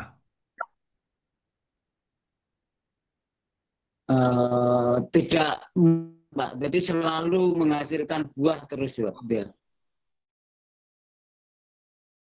selalu Menghasilkan menghasilkan buah, buah, buahnya buah yang tetap. menghasilkan buah. Jadi tidak mengalami musim-musiman gitu. Jadi tetap semangat, tetap dia pokoknya ada hasil yang didapatkan gitu. Iya, oke. Nggak apa-apa, terus yang lainnya gimana? Ada yang mau jawab? Disuruh menghasilkan buah dan buahnya itu yang dihasilkan yaitu buah yang kekal. Nah, jadi gini, Bapak Ibu Saudara, di dalam Alkitab atau di dalam semesta ini, ya, itu hanya ada dua yang tetap atau yang kekal. Yang pertama yang kekal itu adalah firman Tuhan. Betul apa betul? Ya, Nah, Alkitab katakan langit dan bumi boleh lenyap, pun tidak akan lenyap. Kekal dia, betul ya? Kekal dia. Nggak bisa dia lenyap, kekal. Jadi satu, yang kekal itu firman Tuhan. Yang kedua, yaitu jiwa-jiwa. Jiwa itu kekal. Jiwa manusia itu kekal. Tetap kekal dia. Hanya dua itu yang kekal. Yang lainnya nggak bisa kekal lagi. Nggak ada yang kekal. Mau apa yang kekal coba? Cuma dua. Satu firman, satu jiwa. Jiwa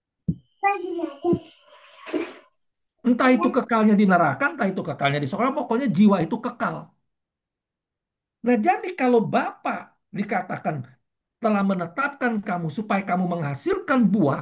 Dan buahmu itu adalah buah yang kekal. Berarti buah ini adalah apa yang kekal? Nah, firman sama jiwa-jiwa. Firman Tuhan dan jiwa-jiwa itu tetap nah jadi yang disuruh menghasil bisa beruntung itu adalah apa? Ya jiwa-jiwa. Firman jiwa-jiwa. Tuhan kan Allah, Allah yang punya kan? Begitu kan? Ya, Nangkep nggak? Klop kan ini ya, kan? Begitu. Iya. Jadi tadi Pak Chandra bilang buah jiwa-jiwa. Ya benar, buahnya itu adalah buah jiwa-jiwa. Karena jiwa-jiwa itulah yang kekal. Dan kembali lagi kita melihat nih, dan kembali lagi. Hanya ada di dalam orang yang melakukan amanat agung itu ada jaminan, ada pemeliharaan Tuhan, ada penyertaan Tuhan. Ya, sudah ada yang mengatakan Alkitab di dalam Matius 28 ayat 20 dikatakan Tuhan akan menyertai kamu senantiasa. Lalu di dalam apa Yohanes 15 tadi ayat yang kedua yang menghasilkan buah ranting yang menghasilkan buah dipeliharanya berarti dijagai Tuhan. Dikatakan setelah menghasilkan buah itu tetap buah yang tetap supaya apa yang kamu minta kepada Bapa dalam namaku diberikannya kepadamu. Lagi-lagi pemeliharaan Tuhan terjadi. Jadi orang yang setia dia melakukan amanat agung, maka orang itulah yang akan dipelihara Tuhan, dijagai Tuhan, dijagai Tuhan. Saya udah berapa puluh tahun saya terus melakukan amanat agung sampai hari ini. Dan tahu saya nggak pernah dibuat Tuhan sakit. Nggak pernah. Kalaupun saya sakit, ada sakit karena saya kan juga melakukan dosa juga. Jadi dosalah yang membuat manusia itu bisa sakit. Kalaupun saya sakit, tapi sakit saya tuh paling banter-banternya tuh flu.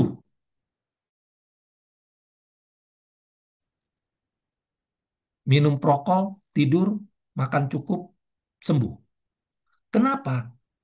Karena saya ngomong sama Tuhan. Tuhan, Engkau yang janji ya. Aku melakukan amanat agung, setia melakukan amanat agung. Kemanapun aku sampaikan berita tentang kebaikan Tuhan, memasyurkan kebaikan Tuhan. Tapi Tuhan janji akan menjagai. Jadi saya bilang, Tuhan kalau saya sakit yang rugi juga Tuhan, karena saya nggak bisa pergi kemana lagi untuk menyampaikan kabar baik. Makanya Tuhan jagai saya. Seperti ini nih. Supaya apa yang kamu minta kepada Bapa dalam namaku diberikannya kepadamu. Saya minta jangan diberi sakit. Tuhan pelihara sama saya sampai sekarang. Sampai rambut saya udah ubanan nih. Dari umur 17 tahun saya udah melakukan amanat agung. Sampai sekarang. Umur saya udah setengah kalender lewat. Salah satu contoh kecil yang Tuhan pelihara. Belum saya cerita kesaksian yang, waduh banyak sekali keajaiban yang Tuhan berikan. Yang saya minta Tuhan berikan. Jadi memang benar apa yang difirmankan Tuhan itu iya dan amin. Ya. Jadi buat jiwa-jiwa,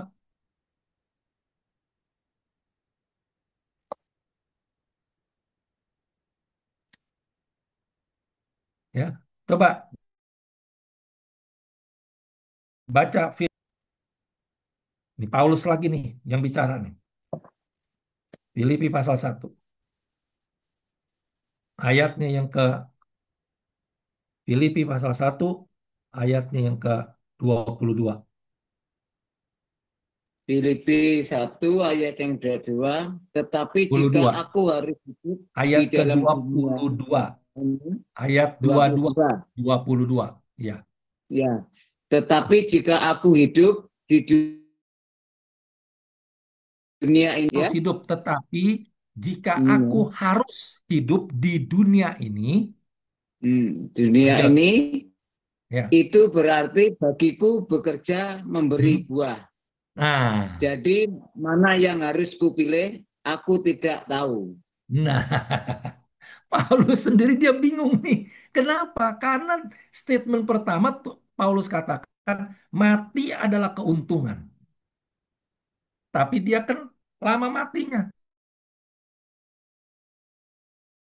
Aku harus hidup sekarang ini, itu berarti di dunia ini itu berarti bagiku harus bekerja. Bekerjanya apa bekerjanya? Yaitu menghasilkan buah.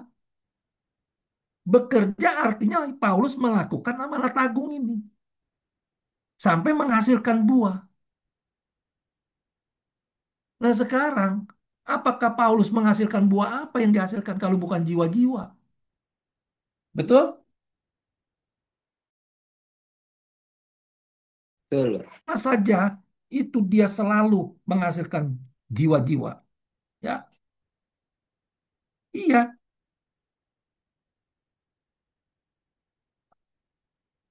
itu yang Paulus Paulus lakukan. Ya. Seperti di dalam 1 Korintus pasal 9 ayat 16, Paulus katakan apa celakalah aku jika aku tidak memberitakan Injil. Jadi dia bekerja memberitakan Injil, Paulus itu. Terus kemudian dia berbuah. Apa jiwa Paulus? Bahkan dia buka buka itu apa gereja mula-mula Paulus bikin. Ada di Korintus, ada di mana-mana dia. Di Asia Kecil dia bikin itu Paulus. Seperti itu. Jadi memang benar yang dihasilkan dalam Yohanes 15 ayat yang kedua itu menghasilkan buah yaitu buah kekekalan yaitu jiwa-jiwa.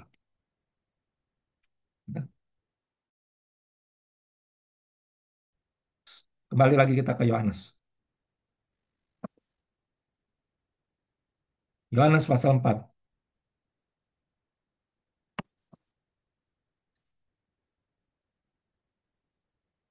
Yohanes 4 ayat Yohanes pasal 4 ayat 36. Yohanes 4 Yohanes pasal ayat yang 4 ke ayat 36. 36. Sekarang juga penuhi telah menerima upahnya dan ia mengumpulkan buah untuk hidup, penabur dan penuai sama-sama bersukacita. Nah, di sini dijelaskan lebih terang lagi. Sekarang juga penuai telah menerima upahnya. Apa upahnya? Ini yang dia katakan, dan ia mengumpulkan buah. Ini upahnya buah. Untuk apa? Buahnya untuk apa? Untuk hidup yang kekal. Buah jiwa-jiwa ini yang kekal. Nggak ada tuh, banyak orang bilang waktu kalau saya tanya, wah ada yang jawab buah-buah pelayanan lah, itulah, apa, main musik lah, apa segalanya. Ngawur, nggak ada. Nggak ada. Bukan itu. Nggak met banget gitu loh. Ya, kenapa? Main musik itu kan talenta kan. Nah, talenta dari siapa? Ya dari Tuhan. Gitu kan? Talenta dari Tuhan. Menjadi WL, singer, WL, singer, segalanya itu. Sama juga suaranya yang bagus itu dari siapa? Dari Tuhan juga. Jadi nggak mungkin jeruk makan jeruk, yang Allah kepengen berbuah, pengen menghasilkan, pengen untung. Nggak mungkin jeruk makan jeruk. Ya.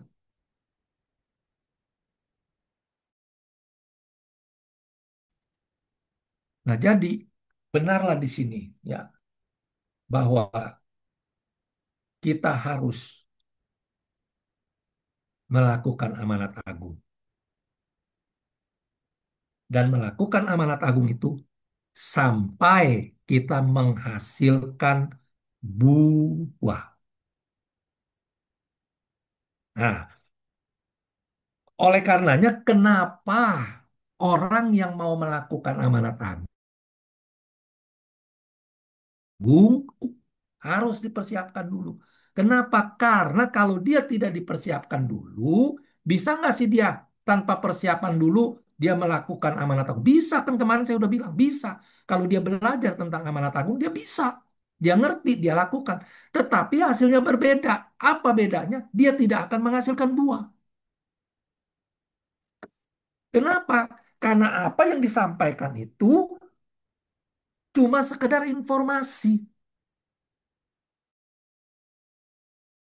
Nggak ada, karena dia tidak mempersiapkan diri dulu. Hidup semau-maunya. Boro-boro dibilang kudus, pertobatannya juga diragukan. Gitu loh. Tapi orang yang sudah mempersiapkan diri, kemarin step-stepnya tuh langkah-langkahnya saya sudah kasih tahu. Harus ini sampai kudus hidupnya. Barulah dia akan dilegitimasi dengan Roh Kudus. Itu pasal 1 ayat 8. Kalau Roh Kudus turun atas kamu, kamu akan menjadi saksi bagiku. Sama seperti kedua belas murid Yesus, pada waktu dia disuruh Tuhan sudah dipersiapkan oleh Tuhan selama 3,5 tahun. Lalu dikatakan, nggak boleh dulu kamu pergi. Tunggu ya kamu. Sampai kamu diperlengkapi oleh kuasa Roh Kudus. Itu. Yesus cegah sekalipun dia sudah dipersiapkan selama 3,5 tahun oleh Yesus. Tetap disuruh. Nggak boleh kamu pergi dulu. Kenapa? Karena melakukan amanat agung itu judulnya harus dapat menghasilkan buah.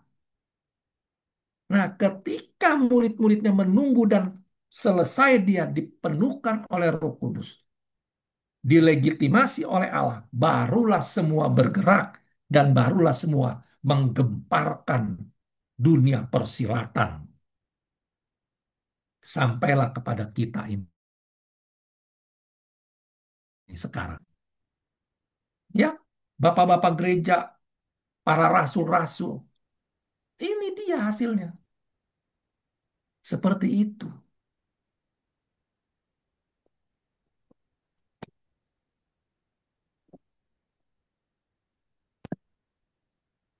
Jadi orang yang melakukan amanat agung sekali lagi saya katakan, dia harus dipersiapkan supaya harus melakukan amanat menghasilkan buah.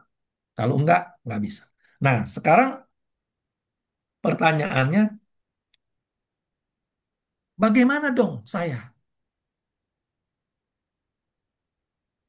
tahu bahwa saya bisa menghasilkan buah? Apa dong yang harus saya lakukan? Gitu kan?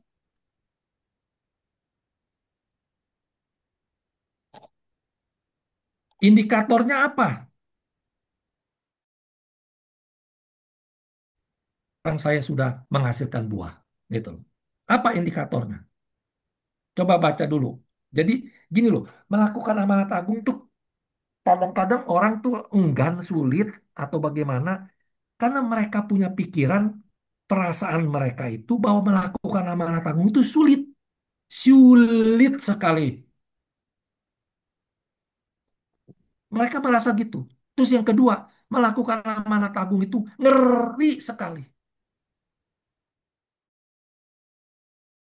Terus risikonya besar sekali. Tuh, seperti itu.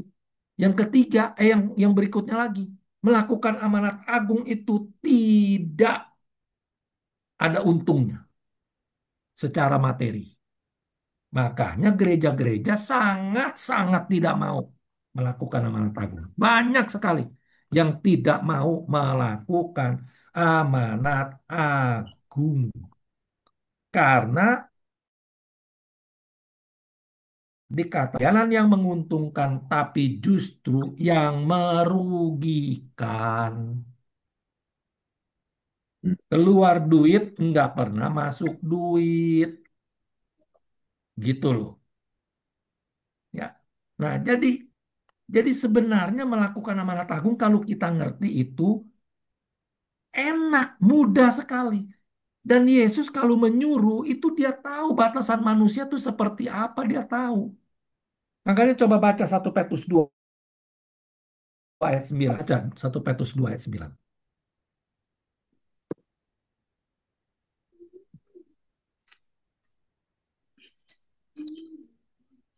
1 Petrus 2 ayat yang ke-9, Pak ya.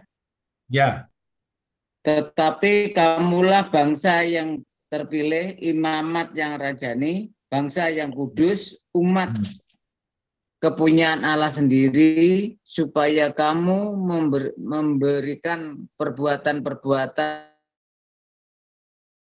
yang memberitakan perbuatan-perbuatan yang besar di Dia yang telah yang telah keluar dari gelap, pan, yang keluar, yang telah memanggil kamu keluar dari kegelapan kepada terangnya yang ajaib. Nah, ini ini kalau di dalam Alkitab, Alkitab bukan di dalam Alkitab elektronik ini dia akan mengatakannya seperti gini. Tetapi kamu yang raja nih, bangsa yang kudus, umat kepunyaan Allah sendiri, supaya kamu memasyurkan, dikatakan bukan memberitakan, tapi supaya kamu memasyurkan perbuatan-perbuatan Allah yang besar dari Dia. Ya, kalau ini dari Dia, kalau di sana memasyurkan perbuatan-perbuatan yang besar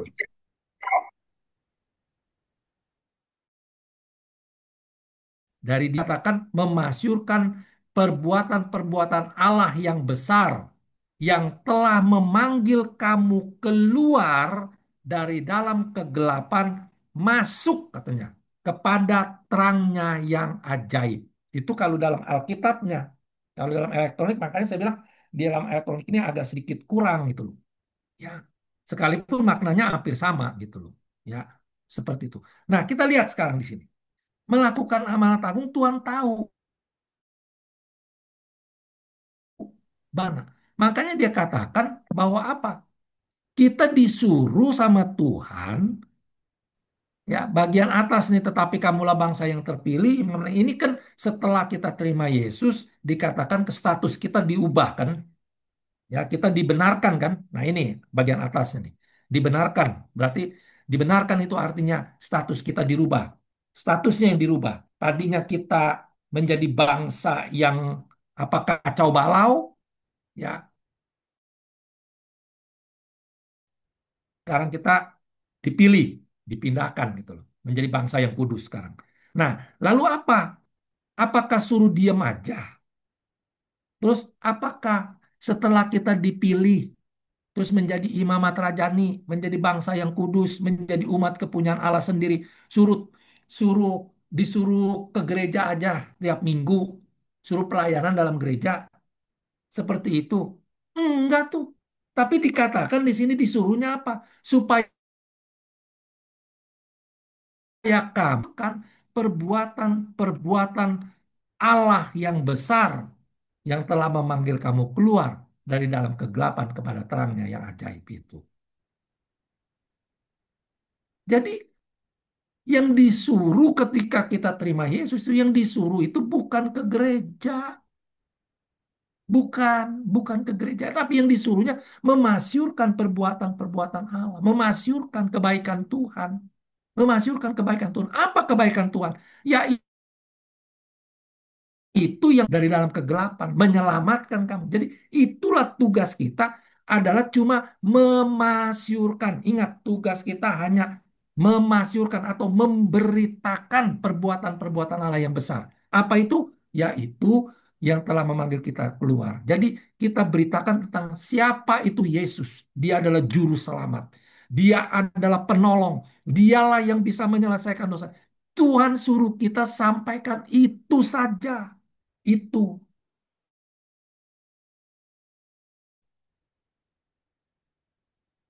ya, itu yang Tuhan suruh sampaikan.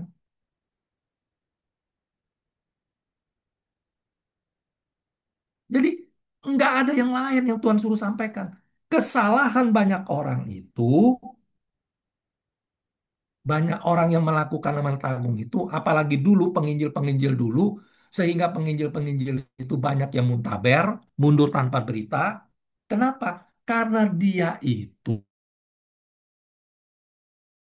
sampaikan terus kepingin dia itu memenangkan orang itu. Dia kepingin menyampaikan terus orang itu nerima Yesus. Kalau itu dilakukan, itu berarti orang itu mengambil bagian Roh Kudus. Mengambil bagian Roh Kudus.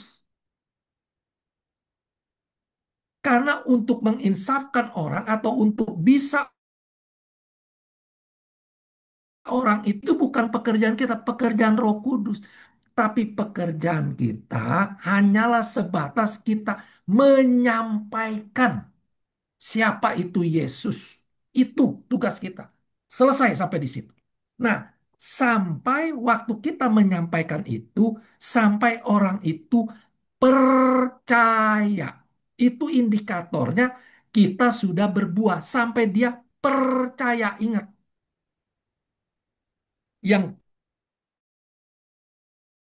kita bisa adalah ketika orang yang kita sampaikan siapa itu Yesus tentang keselamatan sampai orang itu percaya, bukan menerima, bukan sampai menerima, bukan.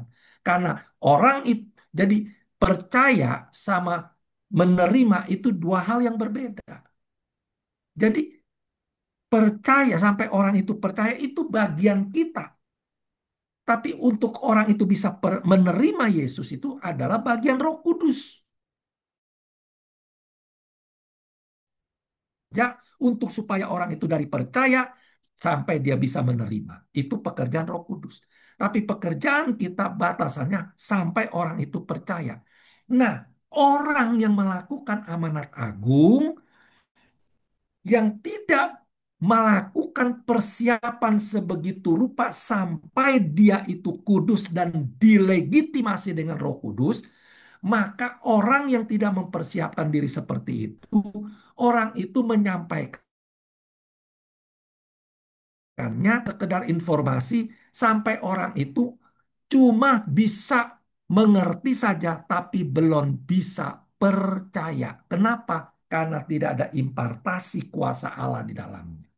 Tapi orang yang sudah melakukan persiapan sebegitu rupa sampai hidup kudus dan dilegitimasi, diurapi dengan Roh Kudus, maka ketika dia menyampaikan, ketika dia bicara, ada kuasa yang menyertai pembicaraan itu, ada kuasa itu, maka orang itu bukan saja dia menerima, mengerti, tapi dia tergores sehingga dia bisa percaya apa yang disampaikan.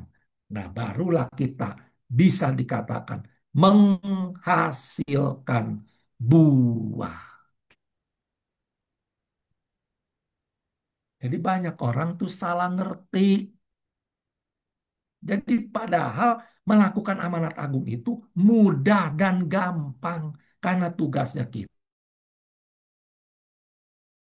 Tuhan beritakan sampai orang itu percaya. Nah, sekali lagi, untuk supaya kita bisa menyampaikan dan orang itu percaya, kita harus mempersiapkan diri dulu seperti murid-murid dipersiapkan oleh Yesus 3,5 tahun sampai selesai. Kemudian tetap Tuhan masih belum suruh dia pergi sampai dia katakan, tunggulah kamu sampai kuasa yang maha tinggi menaungi engkau. Terbukti ketika dia dipenuhkan oleh Roh Kudus, dilegitimasi Allah, barulah mereka pergi dan ada kuasa yang menyertai dia. Salah satu tanda orang diurapi Roh Kudus, orang dilegitimasi Roh Kudus yang melakukan amanat agung adalah apa salah satu tandanya? Dia tidak merasa takut lagi. Itu tandanya. Contoh Petrus dan ke-12 muridnya. Dulu si Petrus itu apa?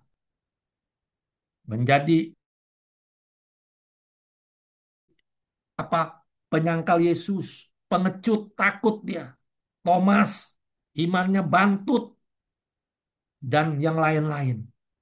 Tapi ketika dia dipenuhkan oleh kuasa Roh Kudus, dia menjadi berani semua, bahkan militan, sampai menjadi martir-martirnya Allah untuk memberitakan kabar baik.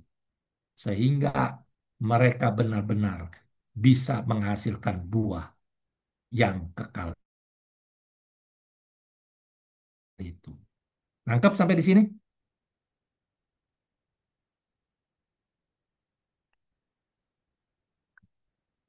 Halo, apakah masih bernyawa semua? Halo, Nangkap Pak, nangkap Pak.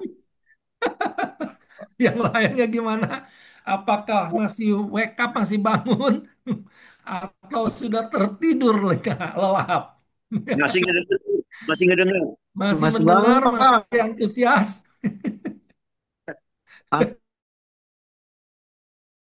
Mantap. Masih mendengar ya, masih antusias ya? Iya, Sip.